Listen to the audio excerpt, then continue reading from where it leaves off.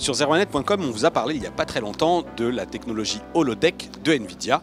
L'étape d'après dans la réalité virtuelle pour Nvidia, eh bien, c'est la capacité de l'apprentissage des robots dans ce monde virtuel. Regardez, on est ici face à un écran qui simule le projet Isaac. Isaac, c'est ce robot qui est en fait géré par un ordinateur et on a un deuxième ordinateur qui cette fois-ci gère notre personnage dans la réalité virtuelle. Donc de nouveau, on porte le casque sur le visage, on utilise les manettes et regardez, on joue une partie de domino à l'écran.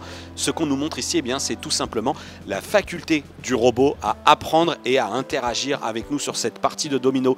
Il n'y a aucun script qui a été créé, j'ai vraiment joué au hasard et regardez, il réagit, il positionne les démos. Alors ce qu'on nous explique ici, c'est que dans cette phase d'apprentissage, le robot va aussi améliorer ses réactions, mais aussi le positionnement des dominos sur la table. C'est vraiment assez intéressant et très impressionnant de voir qu'on peut utiliser la réalité virtuelle pour faire de l'apprentissage. Nvidia met donc ici à la GTC en scène deux principaux usages pour la réalité virtuelle, mais évidemment les possibilités sont quasi infinies.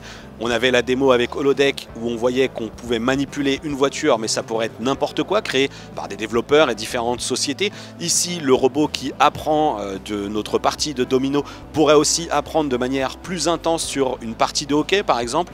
On a vu durant la keynote que Nvidia propose des solutions pour utiliser des robots dans la réalité virtuelle afin de les faire apprendre et ensuite unifier cette intelligence acquise par plusieurs robots en un seul, et cela quitte à multiplier les essais jusqu'à arriver au meilleur résultat possible.